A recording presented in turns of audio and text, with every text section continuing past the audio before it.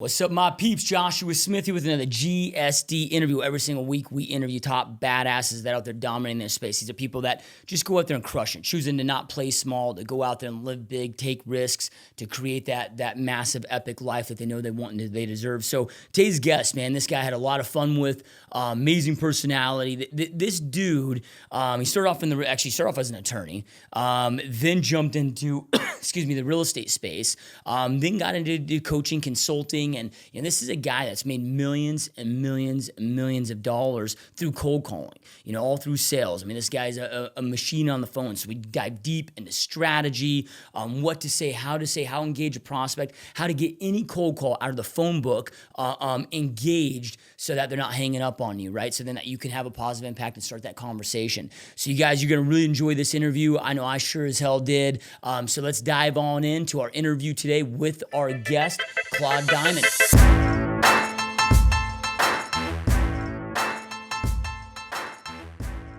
What is up, my peeps? Joshua Smith here with another GSD interview, where every single week we interview top entrepreneurs and just straight up top badasses that are out there doing big things in their space. Honey, I'm a badass. That's it. So, these are guys that are choosing to not play life small, not live life of mediocrity, but choosing to go out there and create epic lives for themselves and for their family. So today, you guys, I'm really stoked and honored to have our guest on this guy I've been following for a long time. Master, sales trainer, coach, got to start in the real estate industry, serial entrepreneur. So really excited to have Claude Diamond on the show. Welcome to the show, my friend. Thank you, Josh. Thanks for inviting me. I'm looking forward to this. I had to look up what GSD meant. Yeah, it's one of those things where so often in life and in business, things just kind of happen on accident. When we were starting this, it was going to be called Keeping It Real, like no smokes and mirrors, just real authentic content. And, just kind of transitioned in this on accident. And, do things happen by accident, or do we make things happen? Yeah, I think when I say by accident, I've always, anything for me in my life at least, hasn't been the path that, like, for example, I got in real estate to open up a health club, right? And then I fell in love with real estate. And then I'm pushing real estate and hitting success. And then all of a sudden I get asked to coach and consult. I never thought I'd be consulting. And now, we have a software company. And, these things that maybe it wasn't the game plan initially, but you push hard and things happen, man. Isn't it fun how, you close a window and a new door opens all the time? Yeah. I started out business. I went to business school. I went to law school. I'm a recovering attorney. Okay. I did corporate America. I sold hot dogs in the South Bronx for Swift Premium in New York City. All this. And then I got real estate fever. Do you remember when you got real estate fever, Josh? Yeah. I jumped in at 23 years old in 2005 and, right away. And I don't know if it was ever working with the buyers and sellers, but it was more of the first industry where you're just like, holy crap, where you realize the opportunities that exist are just massive.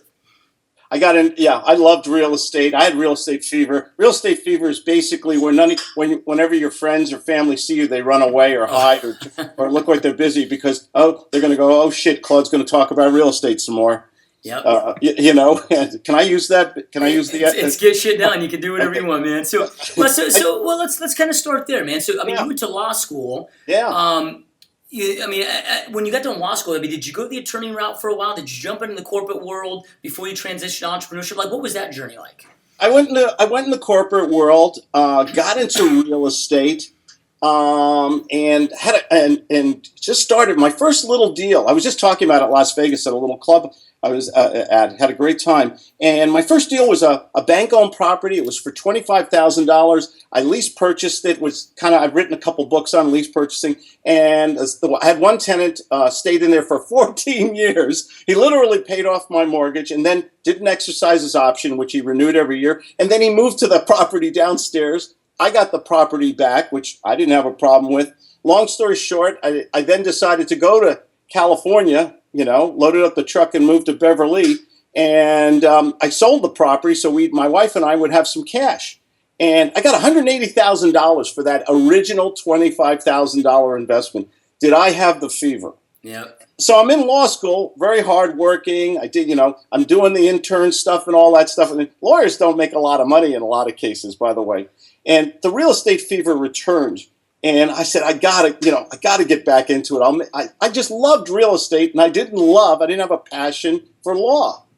And, it was just sometimes these things just happen, after spending 4.5 years studying and all that money and everything. I had a great mentor, by the way. That's the one thing I want to share. His name was Max. And if it wasn't for him, I'd be cleaning a Slurpee machine or flipping burgers somewhere. Okay, and if there's one takeaway, I love takeaways from this conversation today. I want everybody to find somebody, and I don't mean a phony baloney bullshit guru who runs to the back of the room and says, give me $40,000, $50,000. I mean a real person like you, Josh, somebody who is real, who's honest, who's accountable and successful in his own right. Find these people and have that one-on-one relationship. Man, you shorten the learning curve. And it was the one smart thing I did in my life, other than marry my beautiful high school girlfriend. She's listening, so I'm covered. 30th wedding anniversary coming up, right? Wow, congratulations, you guys. That's awesome. She's not listening. You'll catch it on the reruns. But the thing is, that's the guy that find that one person who's doing it and shows. I saw this one guy, Max, and on the phone, he would make more. He would close people in one phone call. I was the world's shittiest sales guy. And here's a guy on the phone closing people, making more money on a real estate deal in one phone call than I made selling hot dogs for Swift Premium in the South Bronx. And I said, I gotta learn from this guy. So basically, I was a serf, and I worked for this guy. Here I am with all this education, and here I am. I'm fetching him coffee and bagels. And you know what? It was one of the smartest things I ever did because I got the $1 million education. So I was willing to, Max used to always say, everybody wants success, but few are willing to pay the price. I was willing to pay the price. Go there after work, go there on weekends for no pay, just to be around a master, a millionaire, self-made, righteous millionaire. I mean, that to me, if anybody can just find that person, that to me is what you need in this business to succeed. Someone who's really doing it. Not somebody who hands you off to some third world virtual assistant, and you know the rest. Yeah. I don't want to badmouth too much. I'm known for that, but I just like to tell it like it is. And that's why we started this podcast. And I think that all of our listener base is there with you because you got all these gurus that have never done it themselves. They've never built it. And you got to be so careful. They don't care. That's what pisses me. They don't care, Josh. They take these are good people out there. You know them. You work with them. I work with them. These are good people. They work so hard. They save their money. All they want is part of the American dream, and they put their faith in someone who's a pretty good speaker. Okay, and that person won't even talk to them, won't return a phone call, will not be accountable to him. Why does that piss me off so much? Yeah. Yeah, no, I mean, I couldn't agree more, man. It's just I don't know if they're just preying on, because there's such a high turnover ratio in the industry, who knows, but I couldn't agree more. So let's go back to the mentor thing, because that's so important. And, what was that phone call like, or how did you reach up to him to get him, I know you're working for free, but so many people are like, oh, hey, can I pick your brain? I'm like, no, I don't have time for you to pick my brain. Like, how did you reach up to get him to say yes to you? I was rejected. I couldn't get past the guardian at the gate, Brunhilde, his secretary. I couldn't get my foot in the door. This guy didn't need me. His time was valuable. Millionaires value time, and they don't tolerate unknowns without referrals or anything like that. Okay, so but who am I? Claude Diamond with all these degrees, and I sell hot dogs in the South Bronx, and I have a law degree and everything. And can I see you? I want to learn what you're looking. They're not going to give me the time. So I got there. I heard millionaires usually get up very early in the morning. Did you know that, Josh? They're usually the first to get there and the last to leave. Yep. Okay, and so I just got there very early in the morning. It was like sun was rising, and I said, Mr. Max, I want to speak to you. And it scared the shit out of him, He didn't know. And he said, "Are you the guy who's been bothering Brunhilde?" And I said, "Yeah, I want to talk to you for 5 minutes." He says, "Well, I think that impressed him." He said, "Go down the street, 7-Eleven, get me a bagel and a cup of coffee. I'll give you 15 minutes." Boom. That was the moment, the pivotal moment. Yep. Okay, and that's how I did it. So you got to hustle. Somebody who's really successful is not going to take a call to a stranger. The gurus will do it because they want all that money, and there are legitimate mentors out there like yourself and hopefully yours truly. who do get paid for what their time, knowledge, and energy. And I don't have an issue with that. This guy was so busy, he didn't need an intern. He didn't need me. But it was one of the smartest moves I ever made in terms of business, because I learned from somebody who was already. You want to be a millionaire, hang around with a millionaire. You want to be a loser, hang around with losers. Hang around with bullshit artists. Hang around with guys who are driving used Pintos. Okay. Success leaves clues, and I'm not trying to sound materialistic or pretentious. You got some of these gurus out there, they live in neighborhoods that you and I wouldn't drive through. Yep. Okay, find out about this guy, make them accountable. I beg people who want to do business with me, ask me for references, please, because my clients are my best invisible sales force. I don't have, the emperor has no clothes. You ask a guru or anybody else, hey, can I have references? And we got to protect the privacy BS line. Yeah. So then, you got this great mentor. You're going out there, you become uber successful in the real estate space. Yeah. What happened because I know you transitioned out of it. Like, what happened at that point and made you want to go out there and go a different path? I wanted the freedom.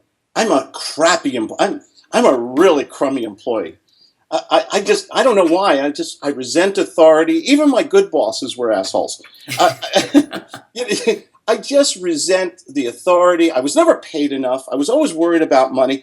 So I wanted my own business, and real estate was the answer for us. And we came to California, went to law school, and law school, really, not to disparage it, helped me draft. I designed some really fantastic contracts, and I know what questions to ask. And I don't deny anybody, a legal education is a really smart thing to have, or have a legal advisor in your sphere of influence. So you do things the right way and you don't get into trouble and you avoid mistakes. And so I was doing the real estate. My wife and I were working together. We owned all these houses in San Diego, very expensive community. And we were still living in a 2-bedroom apartment. Okay. Honey, how much was the rent? $750? $750 a month. We got all this real estate, beautiful properties all over that I picked up foreclosure, rehab, lease purchase, whatever I could do. And we were getting a nice cash flow, but we're still living in a 2-bedroom apartment. And the thing is, that was the price we were willing to pay for. So my wife didn't have to work anymore. We had a new baby, and I wanted her to stay home. And I was doing that, and then what you said earlier, some new doors, some new adventures started opening up. You don't want to hear about those, do you? No, I'd love to. Absolutely. People started asking me, how do you do this real estate? How do you do this lease purchase, this option? How do you do all this stuff? I see you wheeling and dealing in your ads and everything. And I started telling people, and Claudia, my wife, isn't that a sweet name? Yep. She's a Jersey girl. She heard me on the phone once, don't you love to talk to people in the beginning, give all that free advice? She heard me on the phone talking to these people, giving all the answers to all their questions. And I got off the phone and she came to me and, really sweet. And she said, schmuck. And I said, what did I do? She said, well, you work so hard for all this information. Why are you giving it away? And I said, well, what else could I do? Who would pay me? And that's that self-doubt and that lack of confidence that a lot of us have. And that was a pivotal moment. That was a revelation, an epiphany. I said, well, who would pay me? And she said, why don't you find out? And the next person was in LA, and they said, gee, I saw an article you wrote. I wrote a lot of articles in those days in magazines. And they said, we'd like to buy you lunch and pick your brain. I said, well, my wife says I should charge more than a lunch now. And I said, can you pay me $1,000? And they said, gee, Mr. Diamond, we didn't want to pay you. And I said, well, what is it you really want? And they said, well, we want to know, you want your contracts, and we have a lot of questions, and we have problems with tenants and evictions and damage. And I said, if I can save you to a time and avoid all these issues in the future, wouldn't it be worth $1,000 to save $20,000? And then she said, you got a good point there. Okay. That was my first consulting or mentoring fee. And I started mentoring people, and boom, another bit. Crushing it with mentoring, and I started public speaking. And this is pre-internet days, okay? Okay, this Stone Age. You were a baby or not even existing yet, maybe. And the thing about it is, this opened up my mentoring business in real estate. I love teaching people one-on-one. I didn't want to do the guru take your money and hand them off, or just give them a book and tape and say, have a good life. Thanks for the $20,000. I wanted to do more, so I developed a business model. This is before internet now. We did it all on the phone. Actually, I used to get on airplanes and fly to people all over the U.S., man. Made a lot of money, but boy, was I tired. And then things started to change. I started to do it on the phone. And then another revelation started happening. Am I talking too much? No, you're doing awesome. I love it. I found out, well, a lot of people, and this was my bad, a lot of people, and I was taking money from them, and a lot of people, well-intentioned, intelligent people, families and stuff, were giving me money and still failing. And that's something, and I said, what's going wrong? What's going on here? Where are we missing? I'm teaching them to do the same thing I'm doing. How come they're failing? And I had to reverse engineer it and do an analysis. And it was another epiphany, another revelation. People really sucked at sales. Today, they suck at marketing and sales. And so what I started to do, I wrote a book called, can I show the book? I don't want to be a schlocky commercial. Absolutely, man. Here's my book, the Gut Sales Method. Then I wrote another book, and if any of your listeners want this, let me just tell them to send me an email, and I'll send it to them for free. How's that for? Yeah, that'd be awesome. That cool? How to sell with guts and stuff. And I wrote another book, The Mentor, about Max, how it's a fictional story about a guy who's down on his luck, meets the right mentor, and it's a happy ending. I love happy endings. Guy gets the girl, the car, turns his life around by learning some of the principles of success from Max the mentor. And so I started teaching people about sales the way I learned it from Max.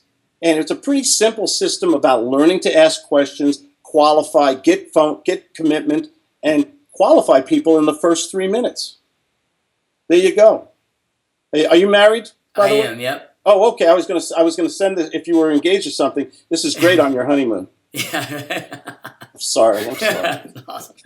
Yeah, so you're doing all this sales training and marketing, and I saw a post last night on Facebook of some people going on, and it was a sales group, how cold calling is essentially dead, and you can't, it's impossible to become a millionaire by working the phones in 2016.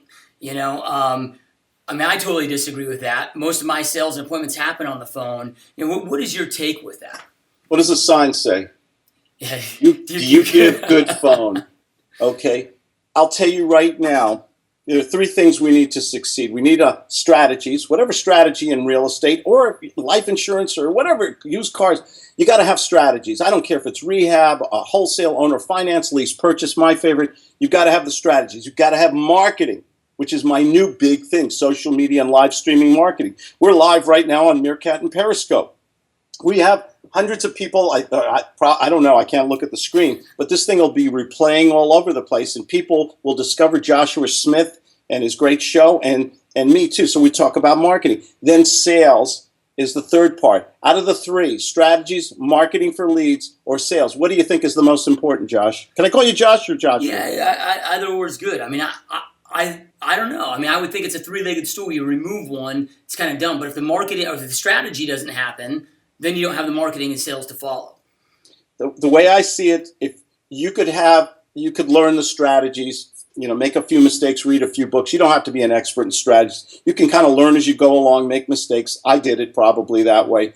Okay. Second thing is marketing. You got a lot of people spending a lot of money on marketing, on yellow letters and virtual assistants and all kinds of expensive systems and stuff. And if you can't convert those leads, even if you get some, okay, can you convert them? Can you monetize them? Or do you get on the phone and go, or you read a script or something like that? It's sales. You can live without the strategies or be minimal on them. You can have, you need leads, but can you monetize those leads? Sales, this is a takeaway. Sales is the $1 million skill, and you are doomed to fail if you do not understand the science and art of persuasion and influence, of understanding how to speak from one adult to another, and not acting like a goofy sales guy who's saying, me, give me, trust me, like your other gurus out there. You've got to, if you can learn how to speak to people and make them comfortable, and they feel that they trust you or like you and share information, you have that, you're in the kill zone.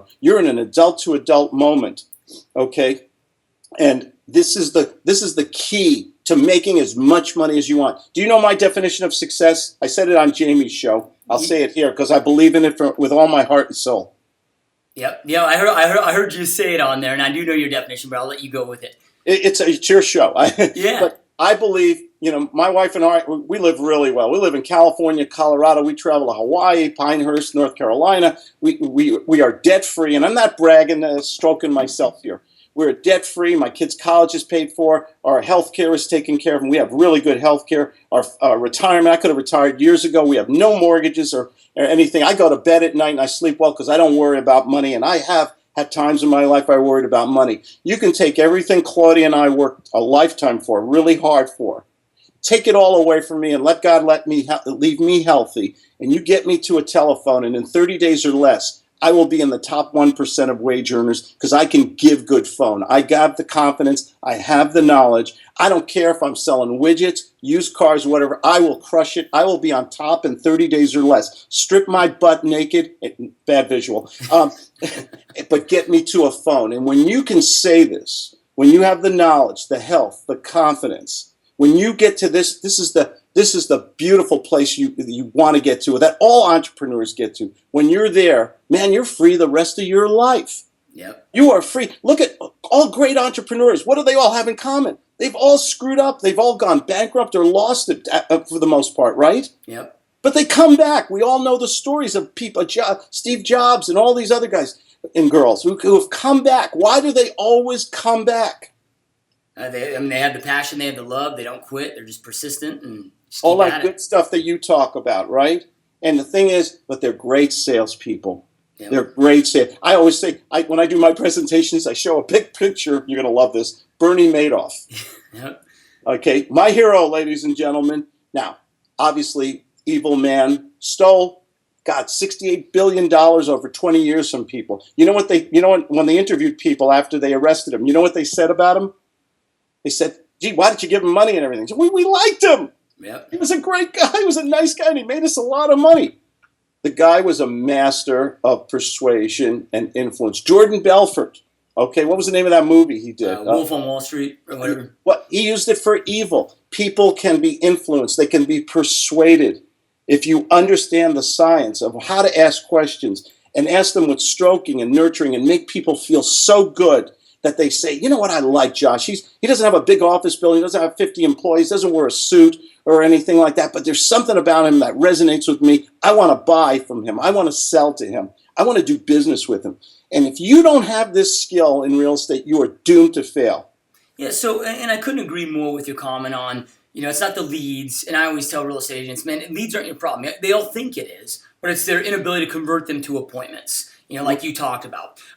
So with that, 2016, your average person sold so many thousands of times a day. Like what kind of frequency? Like, for example, I have a software company that generates online leads. And we'll have clients that generate 100 leads in a night.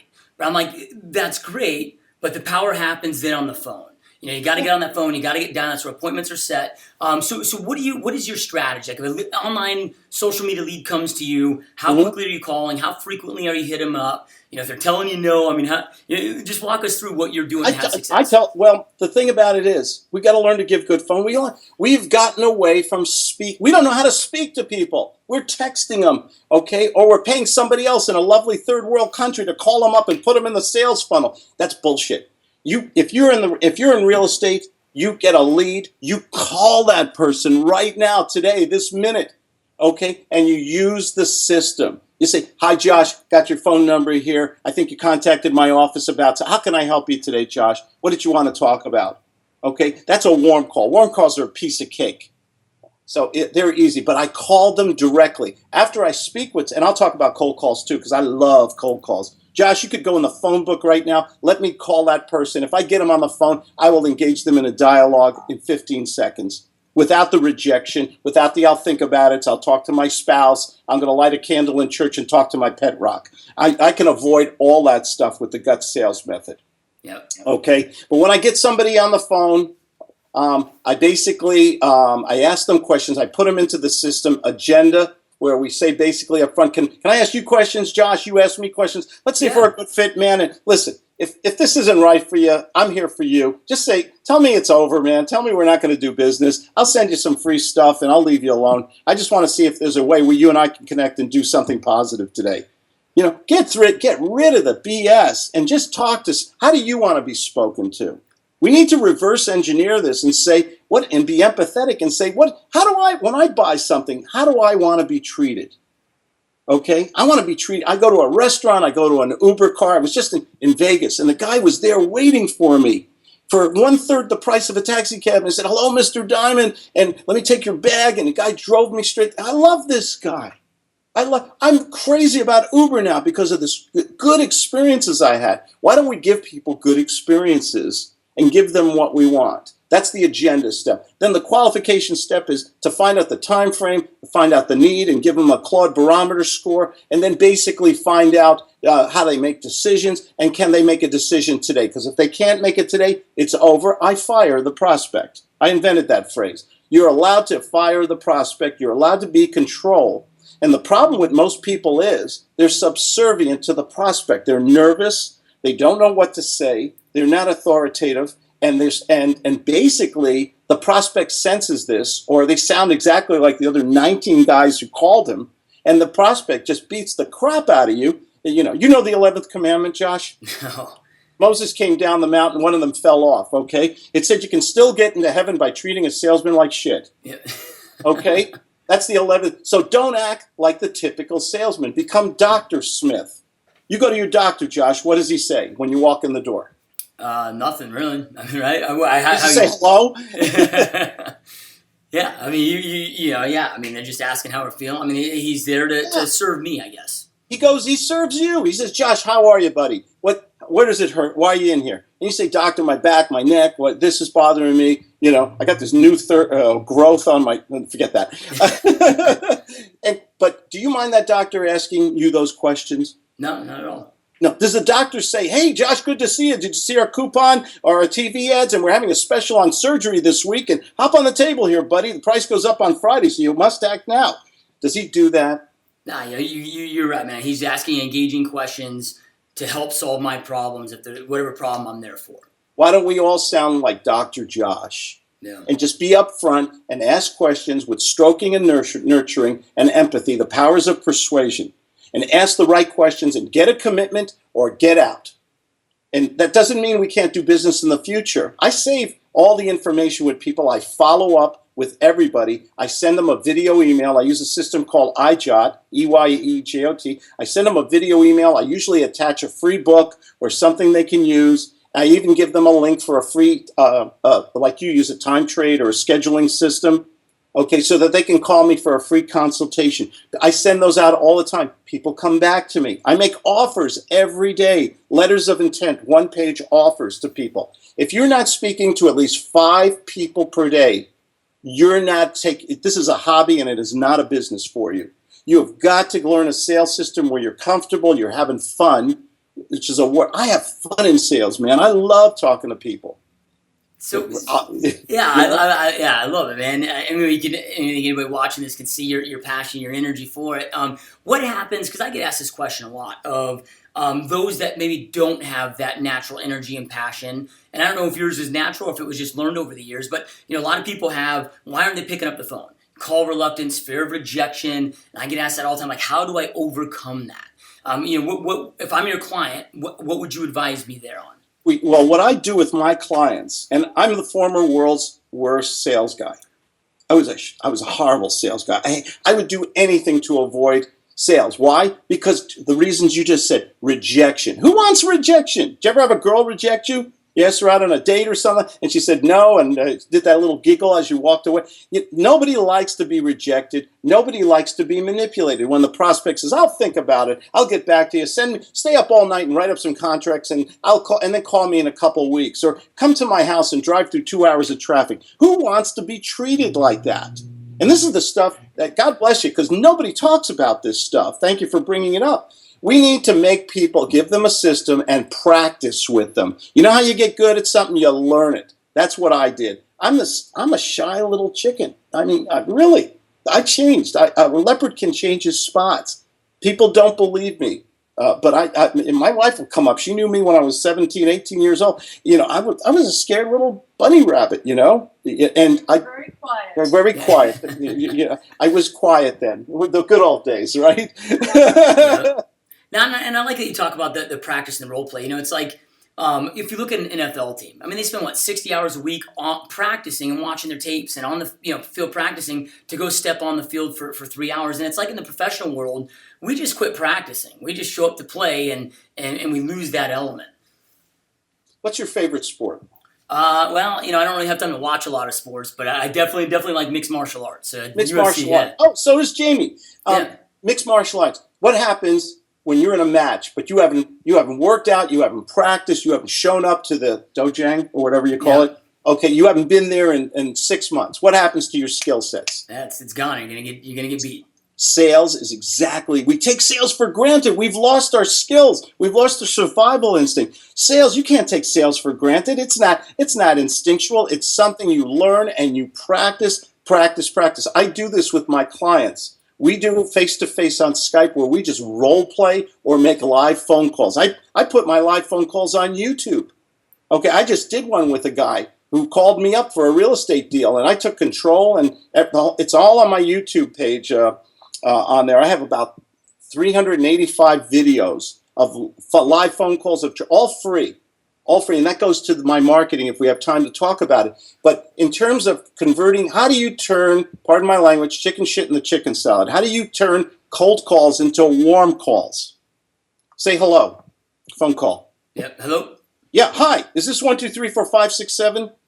Yep. Yeah. Your name, sir? Joshua. Joshua, I'm Claude Diamond. I apologize. I got your number in front of me here. Why am I calling? It's not about real estate, is it? Are you whatever? Yeah, you called me. Yeah, I have no idea. Attack me. Go ahead. Yeah, no, I have no idea who you are and why you're calling me. You're the one that reached out to me. My wife says that every morning. Yep.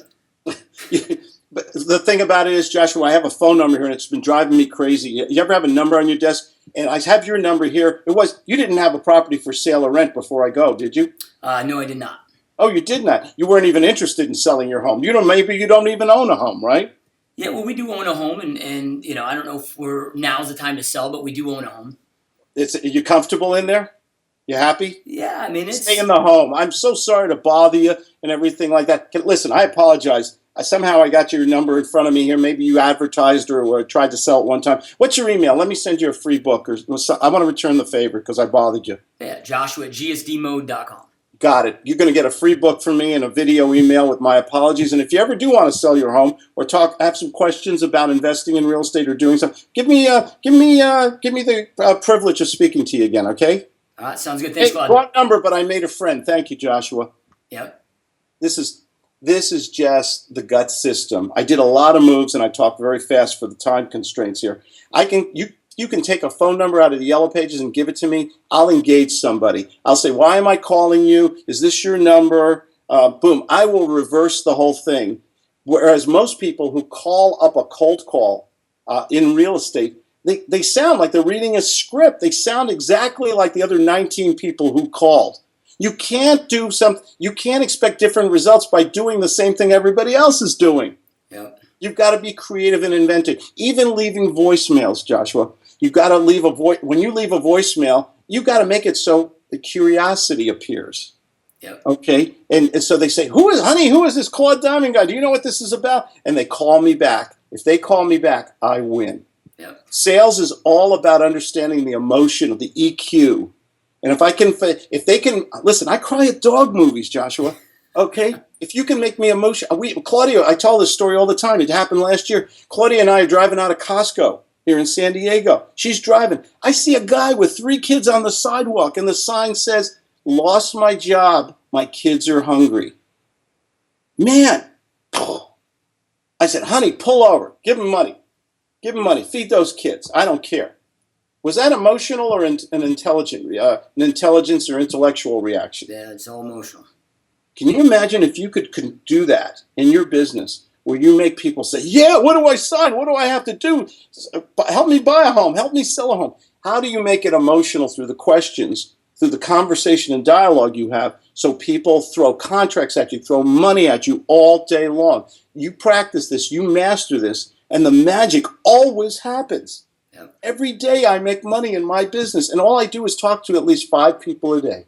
That's a takeaway. Everybody on this who's watching this, speak to 5 people a day and ask them questions, and don't be a goofy used car salesman. Be the doctor, be the professional, and watch that magic happen. You will double and triple your business literally overnight.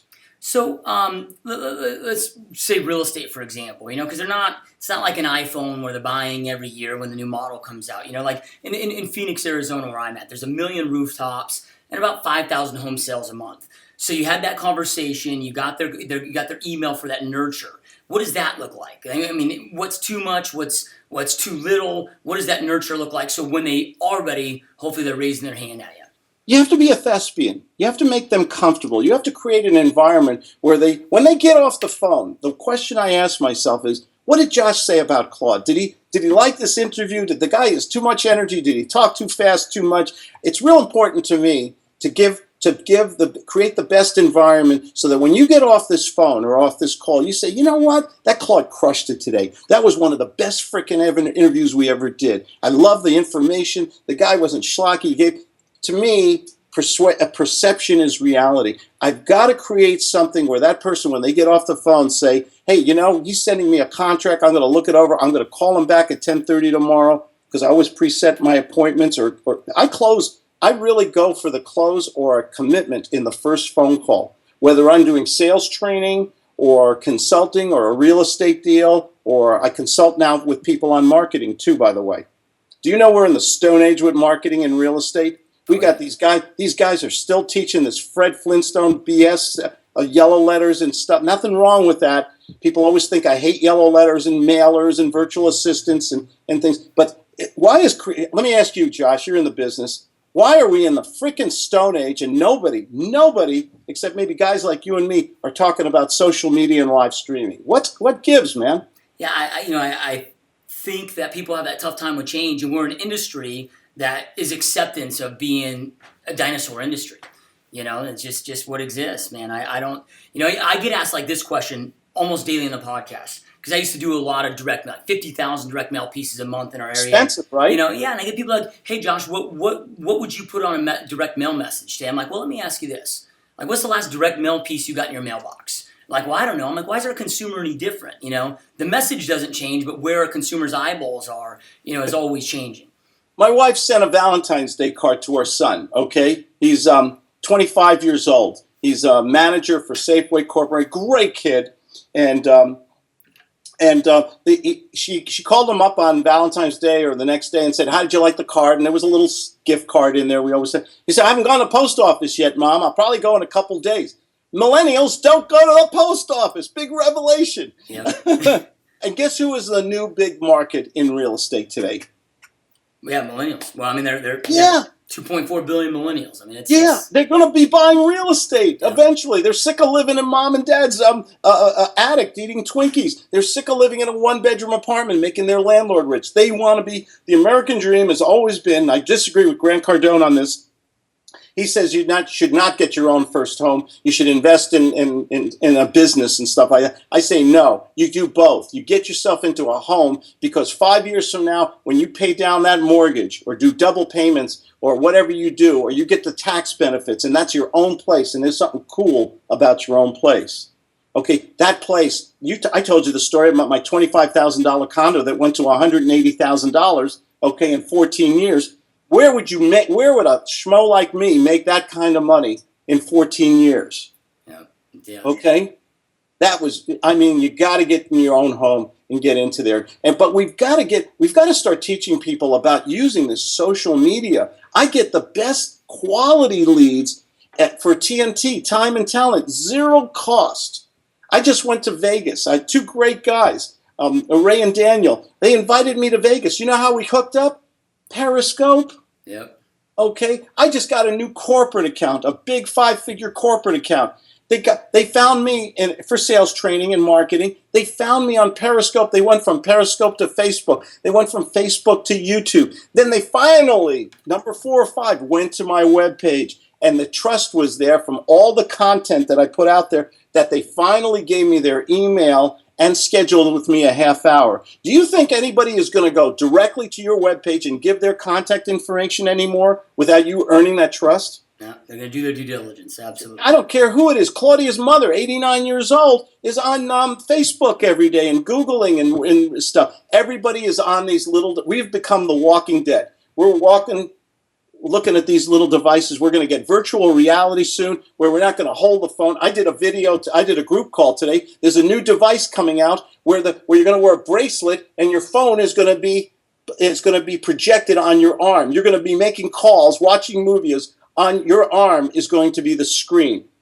Yeah. I mean, everything is around this new technology, and we're still talking about. And there's idiots out there that are spending $160 billion a year on magazine ads and newspaper and radio and TV.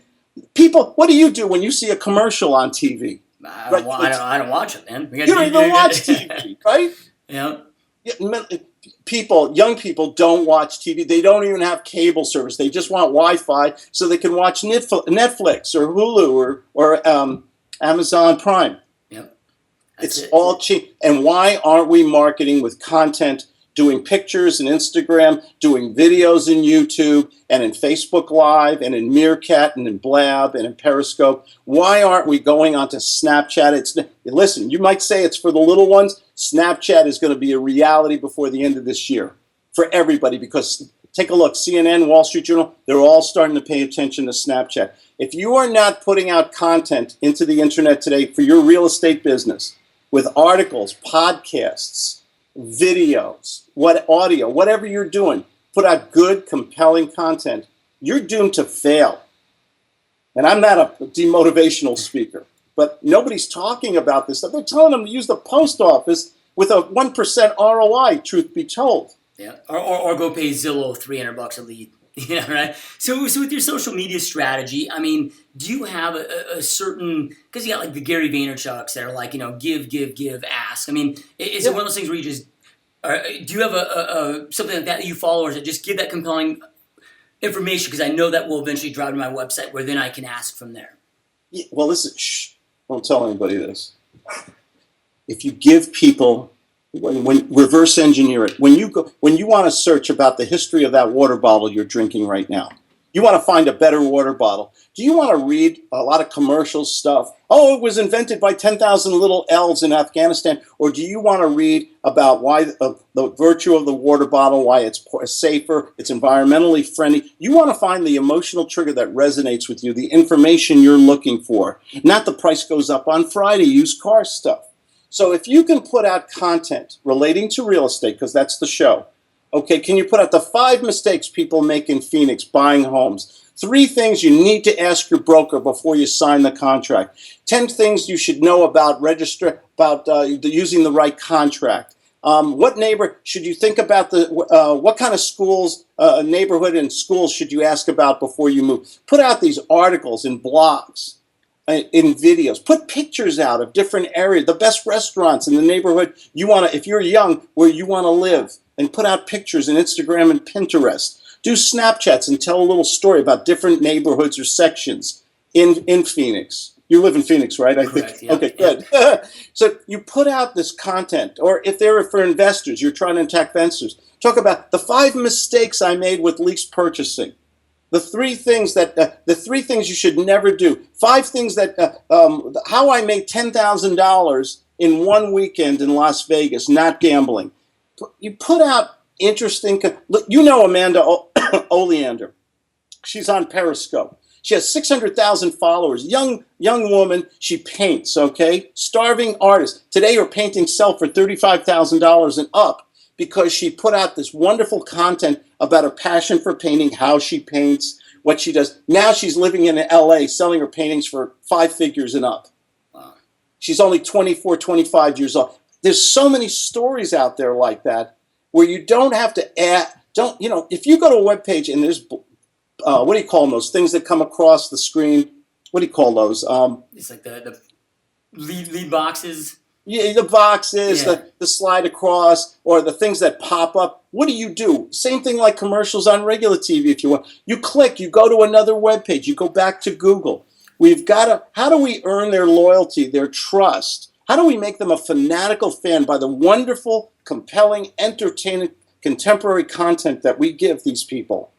Okay? And they will follow us. They say, "Gee, what is Josh going to say next?" I love your videos. Honestly, I just discovered you because you asked me to speak, so I did my homework on you, and I started watching your videos. And then I watched another one, and then another one, and then I registered and everything. And that's the way it works today. True or false? Yeah, true. So you can do mailers to people, but that's what your competition is doing.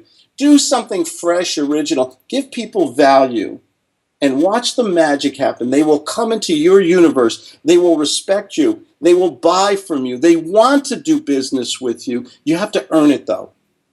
Yep, love it, man. So, do you do any type of with Facebook? I mean, is all your strategies free strategies, or do you any type of, because the Facebook targeting is insane. I mean, you can from income to age range to their behaviors. I mean, are you doing some targeted Facebook ads as well? I do Facebook boosts when I have something special, like I just did Las Vegas, and I wanted to. These were nice young guys. I wanted to get them a better audience, so I did a little Facebook targeted boost here in San Diego and Vegas to get a lot of people signing up. When I come out with a new book or something like that, or I want to promote I'm a mentor. I mentor people one-on-one in sales, in social media marketing, in creative real estate. When I want to promote my business a little. A Facebook boost, big deal. It's $20 a day, and I can hit 10,000 people of the age group that I'm targeting. That's smart marketing. Yep. Okay, and big deal, $20. Better than licking envelopes or having all the money I'm spending go to a nice young girl in Guam who speaks broken English, and she's going to talk to my customers. Tell me this isn't insane, Joshua. Yep. Tell me this isn't crazy. If we're in business.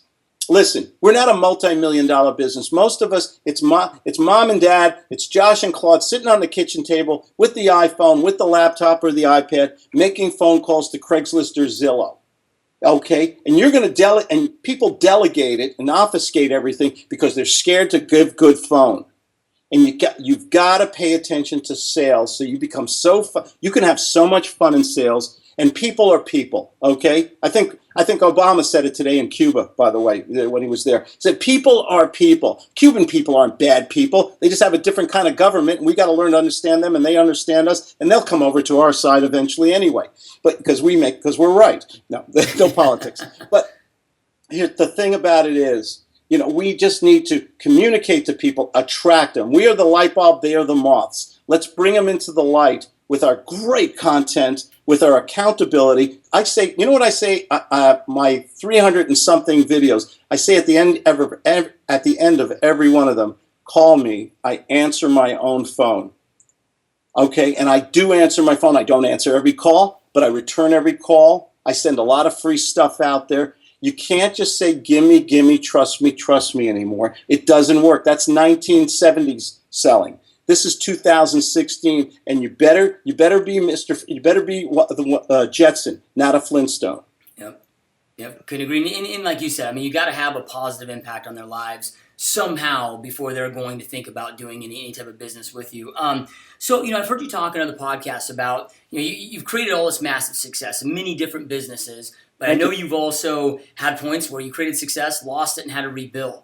Mm-hmm. And those moments, like I've yet to meet anybody that's super successful, that's self-made, that hasn't had those low moments. So what are some of those, low moments which then turn into our best learning experiences and really define us as human beings, entrepreneurs? What were some of those best learning moments? I love that question because, I remember, oh my gosh, it had to be 18, 19, 20 years ago. We hit a lull. I mean, and Claudia and I had a major financial commitment, and I just had a dead 2-3 month period. The money just wasn't coming in, and you know what it's like living with women. Worry about money different from men. Men, we can live on a rock with a box of mac and cheese and we don't care. Women don't sleep well at night. They worry about money differently from men. I'm not a chauvinist, believe me. And we were starting to get worried. This financial commitment was coming up, and it would have been devastating to us. And And I just got pissed off. I had this thing, I just got pissed off at myself. I said, stop acting like a loser. Just get your ass in gear. And I got on the damn phone and I just worked harder. I didn't get off that phone. I kept working and working and working. And a couple days later, I got the biggest sale in the history of my company at that time. It gave us enough money to pay all the bills and all the things up, gave us the money for the commitment. And I went to my wife, and I remember when I told her, and she was almost crying. She was so happy. And I said, honey, yesterday yesterday I was a loser, and today I'm a winner. What the hell happened, And I think a lot about this. I got focused. I focused on the focus. I got rid of the distractions, the deviations, and I just did what I do best. It's talking to people and trying to solve their problems. Yep. Love it. Love it. So, I find that good becomes the worst enemy to greatness. It's so easy to get caught up in this, oh, it's good enough, and get comfortable and coast. I mean, you said before, you're a guy that easily could just be done and go out there and live a great rest of your life. What keeps you from not settling? What keeps you leveling up and never coasting and, always striving for that greatness? You know what? I could have retired a long time ago. The thing is, I'm not a workaholic or anything, but man, I love what I do. I get up every morning. I love what I do. I can get up, I exercise, I run, I go swimming. I get on my desk, I talk to the best people. I have clients in, I think, 16 different countries now. I have appointments. I talk to the greatest people in the world. They are just delightful to me. They help put food on my table. I'm so grateful to these people, and they are so nice to me. Okay? We need to respect our prospects more. That would be another show. I don't think people today, especially a lot of gurus, do not respect their prospects. And I think that's part of the marketing and part of gut sales is saying, I want to help this person and I'm entitled to be compensated. Okay? I do believe the salesman comes first and we need to be compensated, but I need to give them value on this. So, the thing about it is I have fun. I'm the only sales trainer that I am aware of that says the word fun in sales. Most people, sales is like public speaking, man. Yep. It is horrible. I told my wife, I'll never retire until my last day on earth. I love what I do. It's just so much fun, and it's the challenge. And so making a sale, Josh, getting a commission by the sweat of your own brow, tell me that isn't the second best feeling in the world. You're young. I might have to explain the first one. Yeah, right. Yeah, no, I mean, you're right, man. I mean, it's a massive rush. It is such a rush. I love the rush. I love the sale. I love when people say yes. Okay? And it's just so much fun to give them the value. And I have so many success stories out there. I'm the only guy in the world who says, yeah, ask me for my references, but give me a commitment on your side also. I'll give you the references, and if they meet with your personal satisfaction, what happens when we speak at 4:30 tomorrow? Right. Okay? You name me anybody who says, call me, I answer my own phone, and I'll be glad to give you references because my clients are my friends, a lot of them, and they vouch for my veracity.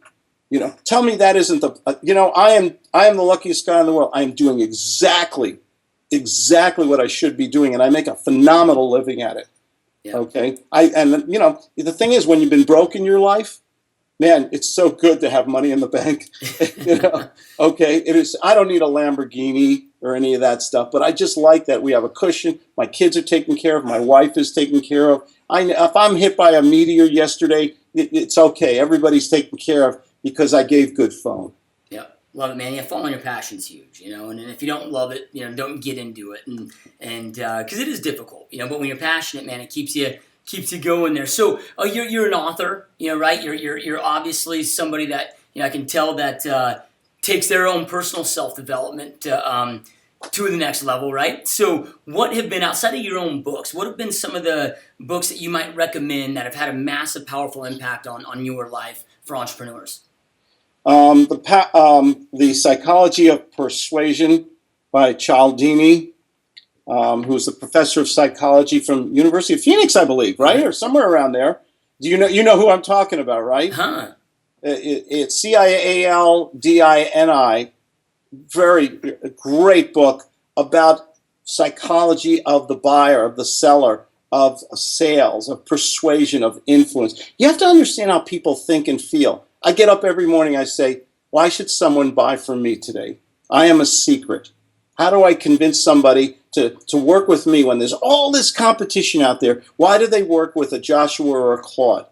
And you have to understand that. So it's a great book. The Games People Play is a phenomenal old pop psychology book. And what's the other one that his student wrote? I'm Okay, You're Okay. I love those psychology books on there.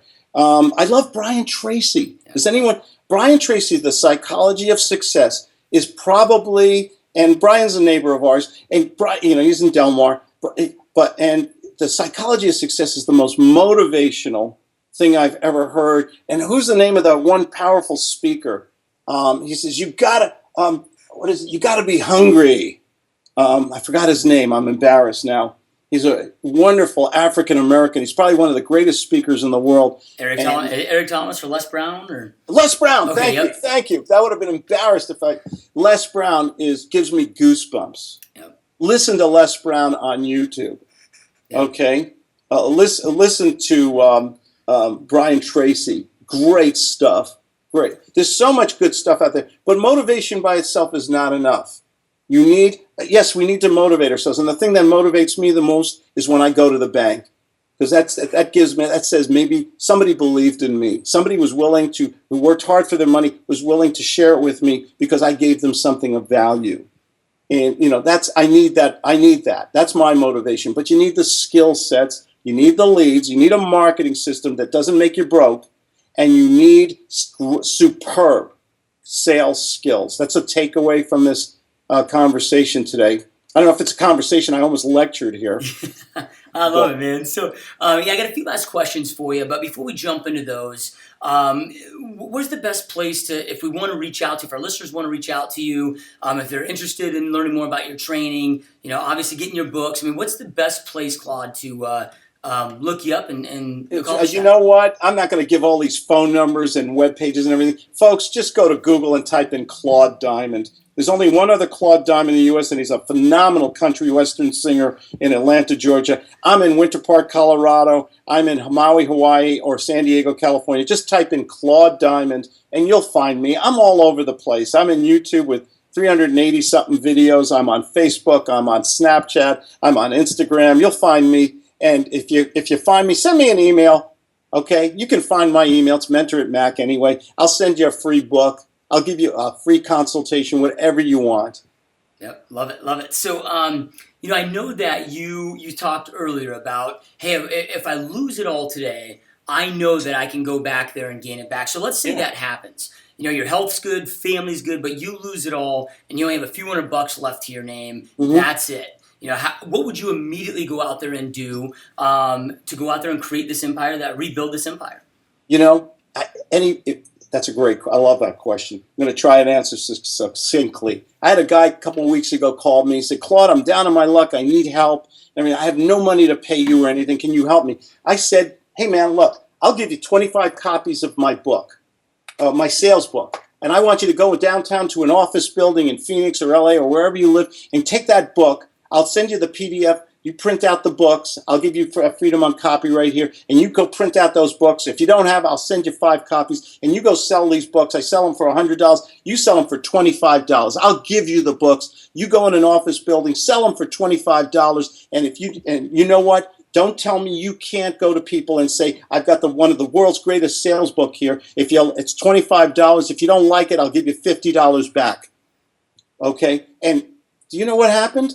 He didn't take me up on it. Yeah. So I'm not trying to be demotivational or negative here. Everyone wants success, but are people willing to pay the price? Okay? And that price might be getting your pants falling around your ankles in the shopping mall in front of Santa, okay? But if you were starving, if your children were hungry, what are you going to do? Come home every night and say, sorry, kids, Daddy couldn't pull the trigger? Or are you going to man up and go out there and knock on some doors? Like one of my favorite students, Michael Buckles, goes out there every day and knocks on doors. Michael was broke. He was living in a car, and he went out there, and he needed a little bit of help, not a lot, because he had so much courage. He knocks on it. Today, he's doing deals every month. Okay, that's courage. You got to have courage. You can't just say, I want to be a millionaire, man. You got to earn it. Yeah. You got to work for it. And I'll tell you what, if you do what everybody else is unwilling to do, Just knock on doors, talk to people, not talk to people the right way. Anybody can sell a book, a car, an insurance policy, or real estate where we can really crush it in terms of income. Yeah, so you talk about, okay, you got to put in the work to be a millionaire, and there's you get this like fad of all these entrepreneurs throw around this word hustle, and they think their 40-hour week is hustling. I mean, like, kind of talk about 40 hours, man. Yeah. I hit that by Tuesday. I know, right? So what is? How do you define hustle, and how much action? Because you're a guy that's created millions and become a multimillionaire and started from scratch. How much hustle does that truly take? I'm still hustling. Yep. I love the hustle. The fun thing is, it's enjoyable. It's stimulating. It's a challenge. It's saying, man, if I talk to people, they're going to give me money. You know how much fun it is to make money by talking to people? And so I'm not a workaholic, but I work on this. I work 8 days a week at this business. Yep. And if I want to take a nap, if I want to go take a swim or a run, I want to take my beautiful wife for our anniversary out to dinner, I can do whatever I want. But why do I want to stop doing something that's fun, that makes me a lot of money? Yep. You've got to have the passion. You've got to have the skill sets. Working for the sake of working we've all had bad jobs with bad bosses, and we're watching the clock and it's boring and everything. You got to find your passion. Barbara Sinatar said, do what you love, the money will follow if you're practical. Okay? So if you're in real estate, you said how many deals were being done in Phoenix? 5,000 or something? 5,000 roughly a month right now. 5,000 a month. That's 5,000 people. Can't Josh or Claude get a small percentage of those 5,000 people and make more money in 1 month than some people make in a year or a couple years? What do we have to do to get one of those 5,000 deals? Buying, selling, investing. We've got to hustle. Okay, if you don't love this business, if you don't have passion, if you're just saying I want to do it for the money, the likelihood is you're not gonna have the gravitas. You're not gonna put in the effort that you need. It's got to be you could tell me, Claude, I'll give you $1 million a year if you're a toll collector or a septic tank cleaner. I'm not going to stay there very long. Yep. Maybe I'll do it just for a little seed money or get going or something, but it's not something I'm going to do the rest of my life. Work is a joy of life if it's the right work and you're properly compensated. Yep, love it, man. So, what is? I know you do a ton of these podcasts and you speak and you're interviewed all over the place. What is like the one question that you don't get asked that you wish people would ask that you feel is important? Is that your real hair? People always ask me, is that your real hair? And it is, really. Oh yeah. They ask that. I need that to be asked. Question. That's a good one. How do you stay so? Claude? How come you're 63 years old and how come you look so young and have so much energy? Go ahead. No one ever asked me that one. Yeah. So, Claude, all right, man. I mean, you're 63 years old. You're out there grinding. You're still, working 8 days a week. You have all this energy. How do you do it, man? How do you keep it up? I just, do what you love. Do what you love. Find your passion. Live life reasonably.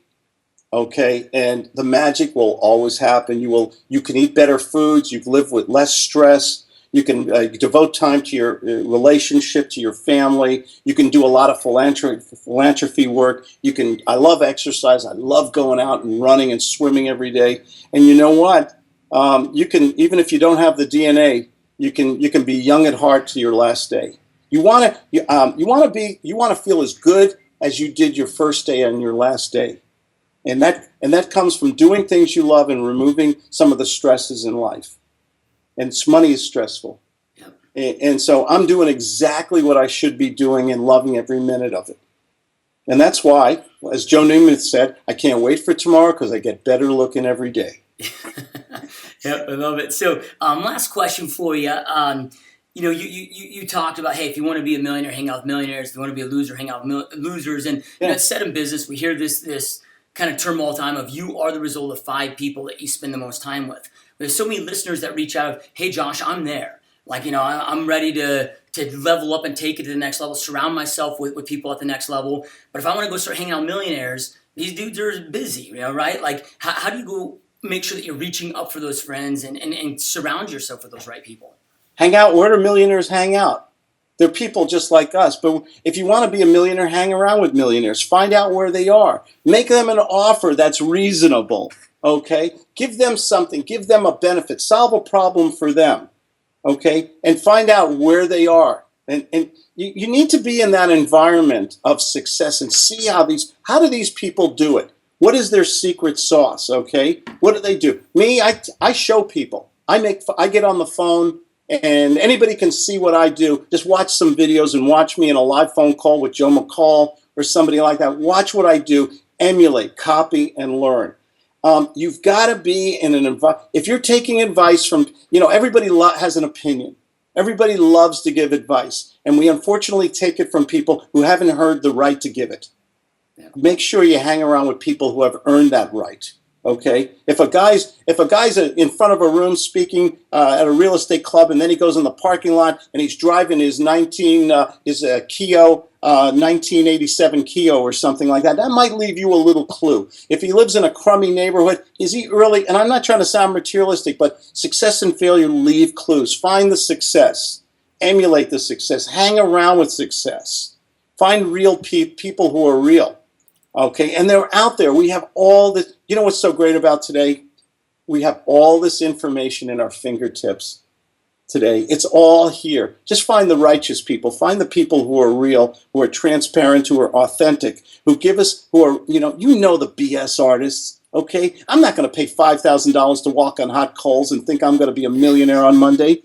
Okay, find those people who are doing it honestly, doing it successfully, who are going to be accountable to you. See, I'll tell you what, the successful people I've met in my life are wonderful, they're happy, and they're giving.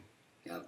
Okay, I sit on the board of several charities and things like that. I meet these people, and they write checks because they just want to give back. They are that good.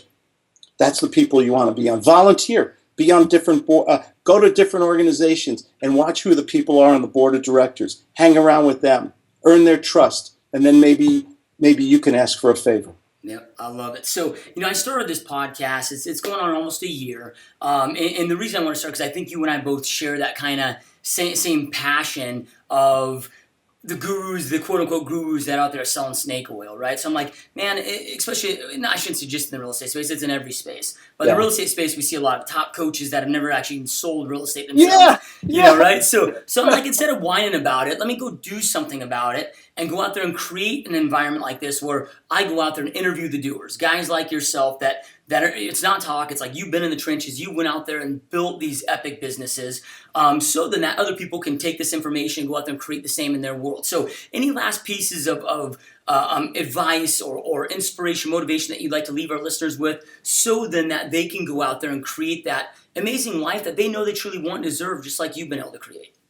It's all about sales, ladies and gentlemen. It's about giving good phone. It's about speaking to at least 5 people a day.